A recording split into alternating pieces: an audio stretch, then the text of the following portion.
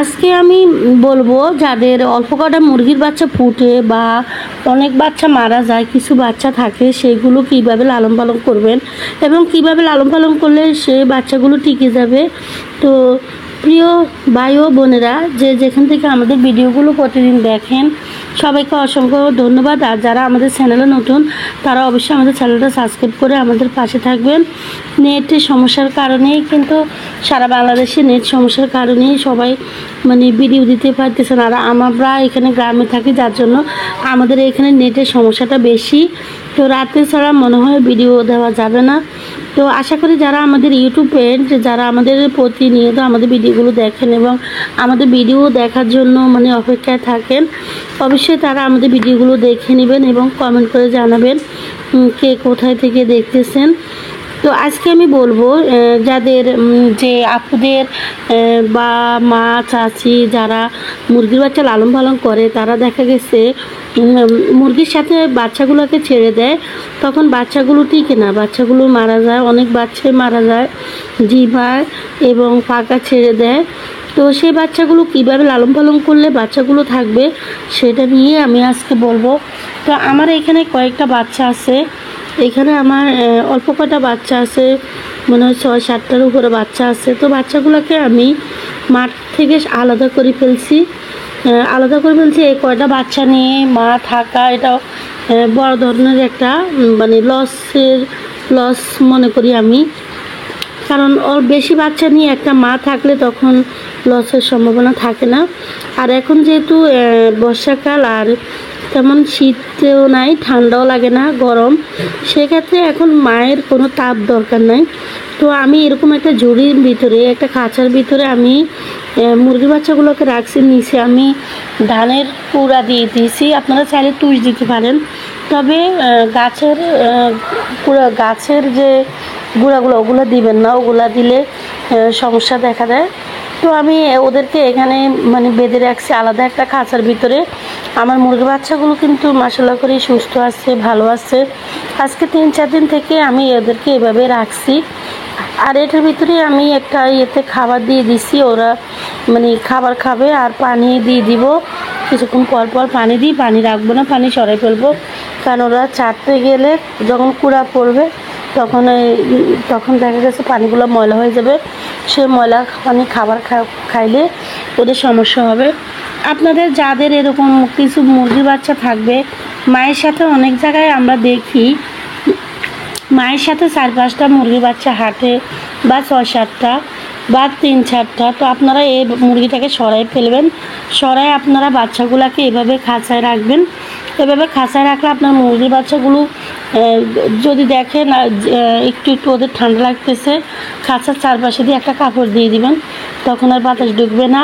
আর যখন দেখবেন না এরকম কোনো সমস্যা নেই, এরকম জ্বরে আছে, তাহলে কিন্তু আপনারা কাপড় দেওয়ার কোনো প্রয়োজন নেই।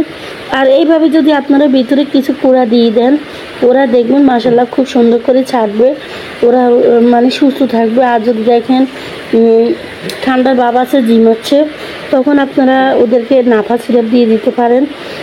যদি 1 থেকে 15 দিনের বাচ্চা হয়, তাহলে আপনারা অবশ্যই 2 ফোঁটা 3 ফোঁটা করে দিতে পারেন, কোনো সমস্যা নেই।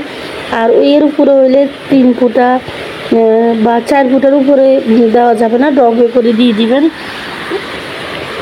ওটা আপনারা 2 বেলা দিতে পারেন, সকাল বা সন্ধ্যা, এইরকমভাবে দিবেন। দেখুন আপনাদের মুরগি বাচ্চাগুলো সুস্থ থাকবে, ভালো থাকবে। আর এইগুলোকে দ্রুত বড় করবেন কীভাবে? দ্রুত বড় করবেন, আপনারা ওদেরকে লেয়ার ওয়ানটা দিবেন, বা স্টার্টার পিট। বাজারে এখন সব ধরনেরই খাবার পাওয়া যায়, তবে অনেক খাবার এখন নকল হয়ে গেছে। তো আপনারা অবশ্যই স্টার্টার পিটটা দেওয়ার চেষ্টা করবেন। ওটা দোকানে কিনে আনার সময় আপনারা দেখবেন ওটা কোনো দেখেন সাদা সাদা হয়ে গেছে, কালার চেঞ্জ হয়ে গেছে, তাহলে কিন্তু আপনারা ওই খাবারটা আনবেন না। ওটা মনে করবেন যে ওটা 2 নম্বর, বা ওটা অনেক দিন হয়ে গেছে, ওইটা ওরা বস্তা খুলছে, সেজন্যে ওটা খাওয়াইলে তেমন একটা কাজ করবে না। ওটা তো মেয়াদে শেষ হয়ে গেছে, মেয়াদ শেষ হলে তো কাজ করবে না। তো আপনারা এইভাবে মুরগির বাচ্চাগুলোকে একটা খাঁচায় রেখে দিবেন, মায়ের থেকে দূরে রাখবেন। মায়ের থেকে দূরে রাখলে তখন মা ওদের চিৎকার শুনবে না। ও যদি চিৎকার শুনে তাহলে কিন্তু মা চলে আসবে, আর মা চলে আসলে কিন্তু আবার মাটা আবার করবে, ডিম পাড়তে দেরি হবে। তো আশা করি আমার কথাগুলো আপনারা মানে উপকৃত হবেন।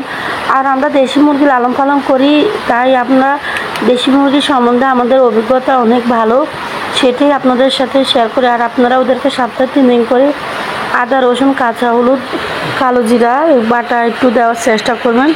সপ্তাহে 3 দিন হলো এটা দিতে চেষ্টা করবেন।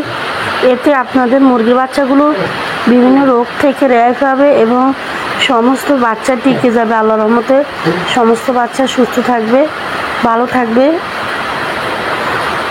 তো দেখুন আমার মুরগির বাচ্চাগুলো কিন্তু এই বাচ্চাগুলো এখন আর নেই, এগুলো আমি বিক্রি করে দিছি, এতটুকু বয়সে বিক্রি করে দিছি। তো বিক্রি করে দেওয়ার পরে মুরগিটা কিন্তু আবার ডিম দিতেছে। ইনশাল্লাহ আমি চেষ্টা করব আবার এই মুরগিটাকে দিয়ে বাচ্চা করার। সব মুরগি কিন্তু বাচ্চা লালন পালন করতে পারে না। কিছু কিছু মুরগি থাকে যেটা আমরা বুঝতে পারি, বা যারা লালন পালন করে মুরগি তারাও বুঝতে পারে যে কোন মুরগির বাচ্চা লালন পালন করতে পারে, বা কোন মুরগির বাচ্চারে খুব যত্ন সহকারে বড় করতে পারে। মুরগির বাচ্চা করার আগে আপনারা মানে আগে থেকে ঠিক করে নেবেন কোন মুরগি দিয়ে আপনারা বাচ্চা ফুটাবেন, কোন মুরগি দিয়ে বাচ্চা ফুটালে মুরগির বাচ্চাগুলো ভালোভাবে টিকবে, সেরকম মুরগি আপনারা অবশ্যই দেওয়ার চেষ্টা করবেন। আর মুরগি কুচি দেওয়ার আগে আপনারা ডিম দেখে শুনে দিবেন, ডিম বড় বড় ডিম দিবেন, তাহলে আপনাদের মুরগি বাচ্চাগুলো বড় হবে এবং দ্রুত বড় হয়ে যাবে, সুস্থ থাকবে এবং এই গ্রেডের বাচ্চা হবে। আশা করি আমাদের ভিডিওটা আপনাদের উপকৃত হবেন। আপনারা যারা আমাদের ভিডিও সবসময় দেখেন তারা বুঝতে পারবেন যে আমরা দেশি মুরগি লালন পালন করি এবং দেশি মুরগির উপরে আমরা ভিডিও দেওয়ার চেষ্টা করি সবসময়।